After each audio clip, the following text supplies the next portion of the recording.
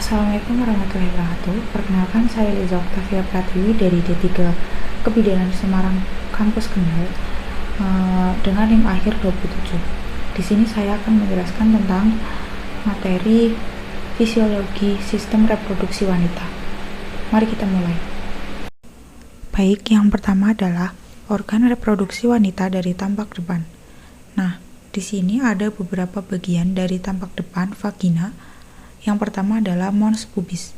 Mons pubis letaknya ada di bagian atas, tepat di atas tulang kemaluan. Mons pubis terdiri dari jaringan lunak yang bentuknya agak menonjol. Di bagian ini, rambut kemaluan akan tumbuh.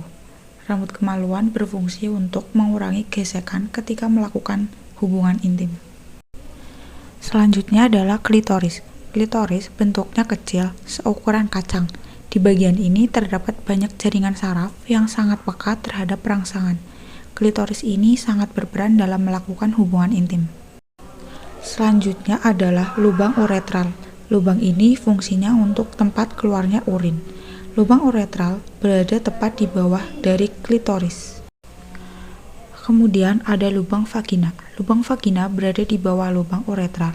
Fungsinya lubang ini menuju rahim untuk melahirkan, keluarnya darah menstruasi dan kopulasi.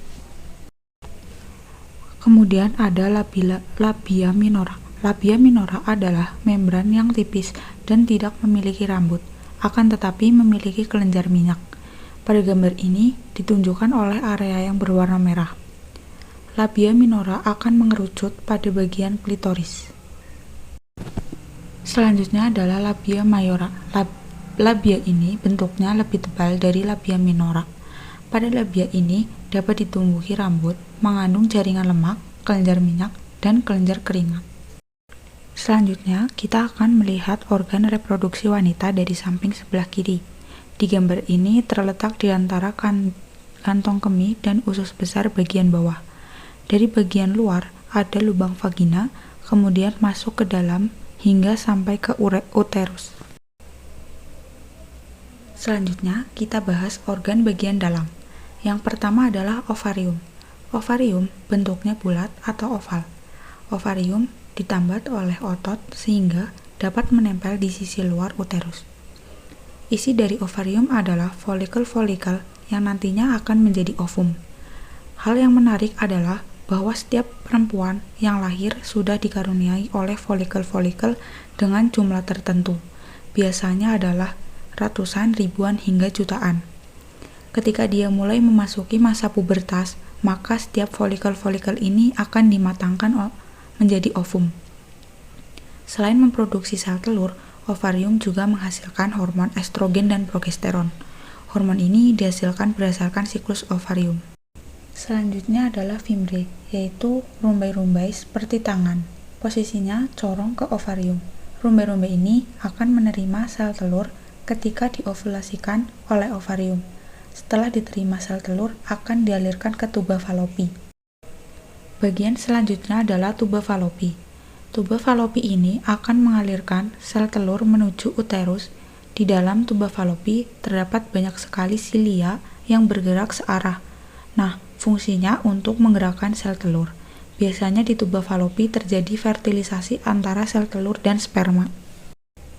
Kemudian ada uterus. Uterus adalah ruang untuk tempat implantasi dan perkembangan fetus. Seiring fetus yang semakin besar, uterus juga akan elastis mengikuti besarnya fetus. Uterus terdiri dari 3 lapisan, yaitu perineum, endometrium, dan myometrium. Kemudian ada fundus. Fundus adalah bagian atas dari uterus. Dinding uterus terdiri dari 3 lapisan. Lapisan yang paling dalam adalah endometrium. Pada lapisan ini, setiap bulan akan terjadi penebalan untuk mempersiapkan apabila terjadi fertilisasi. Embrio akan melakukan implantasi pada lapisan ini. Jika tidak terjadi fertilisasi, maka penebalan dari lapisan ini akan rusak dan luruh, kemudian akan keluar sebagai darah menstruasi. Lapisan pada bagian tengah adalah myometrium yang terdiri dari 3 lapisan otot polos. Kemudian lapisan paling terluar adalah perimetrium. Kemudian ada serviks. Serviks adalah mulut uterus yang akan membuka jika terjadi kontraksi. Yang terakhir adalah vagina. Vagina adalah saluran yang menghubungkan antara organ reproduksi bagian luar ke organ reproduksi bagian dalam. Inilah saluran yang menjadi jalan ketika bayi lahir, darah menstruasi keluar, dan tempat kopulasi. Yang selanjutnya adalah kehamilan dan laktasi. Kehamilan adalah proses yang terjadi dari pembuahan sampai kelahiran. Proses ini dimulai dari sel telur yang dibuahi oleh sperma, lalu tertanam di dalam lapisan rahim dan kemudian menjadi janin. Kehamilan dimulai dari pertemuan antara sperma dan sel telur ketika pria dan wanita berhubungan intim. Hamil berlangsung selama 40 minggu atau 280 hari atau 9 bulan sampai melahirkan. Sedangkan laktasi adalah keseluruhan proses menyusui mulai dari diproduksinya ASI sampai dengan proses bayi menghisap dan menelan ASI. Terdapat dua hormon utama yang mempengaruhi proses laktasi, yaitu prolaktin. Prolaktin adalah hormon yang memproduksi ASI. Yang kedua adalah oksitosin, adalah hormon yang mensekresi ASI. Baik, yang selanjutnya di sini kita akan membahas tentang sistem pencernaan pada manusia. Fungsi utama sistem ini adalah untuk menyediakan makanan, air, dan elektrolit bagi tubuh dari nutrisi yang dicerna sehingga siap diabsorpsi. Pencernaan berlangsung secara mekanik dan kimiawi dan meliputi proses-proses berikut. Yang pertama, ingesti adalah masuknya makanan ke dalam mulut. Pemotongan dan penggilingan makanan dilakukan secara mekanik oleh gigi. Makanan kemudian bercampur dengan sifila sebelum ditelan atau menelan. Yang ketiga, peristalsis adalah gelombang kontraksi otot polos involunter yang menggerakkan makanan tertelan melalui saluran pencernaan. Yang keempat, digesti adalah hidrolisis kimia atau penguraian molekul besar menjadi molekul kecil sehingga absorpsi dapat berlangsung. Absorpsi adalah pergerakan produk akhir pencernaan dan lumen saluran pencernaan ke dalam sirkulasi darah dan limfatik sehingga dapat digunakan oleh sel tubuh. Yang keenam, egesti atau defekasi adalah proses eliminasi zat-zat sisa yang tidak tercerna, juga bakteri dalam bentuk feses dari saluran pencernaan. Yang selanjutnya adalah pankreas. Pankreas adalah kelenjar pterologasi berukuran besar di balik kurvatur besar lambung. Fungsi pankreas sangatlah penting dalam sistem pencernaan dan metabolisme. Selain dapat memproduksi hormon, pankreas juga memiliki fungsi utama sebagai organ yang memproduksi enzim untuk menghancurkan dan mencerna makanan di dalam perut. Selanjutnya adalah hati dan kantong empedu. Fungsi hati dalam sistem pencernaan adalah menghasilkan empedu yang kemudian dibawa ke usus kecil untuk mengemulsikan lemak. Emulsifikasi adalah pemecahan gumpalan lemak menjadi tetesan lemak yang lebih kecil, yang menambah daerah permukaan di mana enzim pencernaan lemak atau lipase dapat bekerja. Karena empedu secara kimiawi tidak mengubah apa-apa, empedu bukan merupakan enzim. Empedu juga bersifat basa dan berfungsi menetralkan HCl di dalam kimus. Empedu terdiri atas garam empedu, pigmen empedu, fosfolipida termasuk lisetin, kolesterol dan berbagai ion. Pigmen utama empedu, bilirubin adalah hasil akhir dari pemecahan hemoglobin dari sel darah merah yang sudah tua, walaupun sebagai empedu tersebut hilang dalam feses. Atau bilirubin membuat feses berwarna coklat. Kebanyakan empedu diserap kembali oleh usus kecil dan dikembalikan ke hati lewat vena portal hepatik. Hati melaksanakan berbagai fungsi metabolisme. Beberapa fungsi yang penting adalah sebagai berikut. Yang pertama adalah sekresi. Hati menghasilkan dan mensekresikan empedu. Yang kedua, sintesis garam empedu. Garam empedu adalah derivat kolesterol yang dihasilkan di hati dan membantu pencernaan dan absorpsi lemak dan vitamin yang larut dalam lemak. Yang ketiga, sintesis protein plasma. Hati mensintesis albumin, globulin, kecuali imunoglobulin, fibrinogen, dan faktor pembekuan. Yang keempat adalah penyimpanan. Hati menyimpan glukosa dalam bentuk glikogen dan juga menyimpan besi dan vitamin A, vitamin B12, vitamin D, vitamin E, dan vitamin K. Yang kelima, ekskresi hormon, obat, dan pigmen empedu dari pemecahan hemoglobin diekskresikan di empedu. Selanjutnya adalah 3 tahap sekresi lambung. Dinamakan sesuai dengan regia tempat terjadinya stimulus, faktor saraf, dan hormon terlibat. Yang pertama, tahap sefalik, terjadi sebelum makanan mencapai lambung. Masuknya makanan ke dalam mulut, atau tempilan, bau, atau pikiran tentang makanan dapat merangsang sekresi lambung. Yang kedua, tahap lambung terjadi saat makanan mencapai lambung dan berlangsung selama makanan masih ada. Peregangan dinding lambung merangsang reseptor saraf dan mukosa lambung dan memicu refleks lambung. Serabut aferan parasimpatis menjalar dalam vagus menuju kelenjar lambung untuk menstimulasi produksi HCl dan enzim-enzim pencernaan dan gastrin.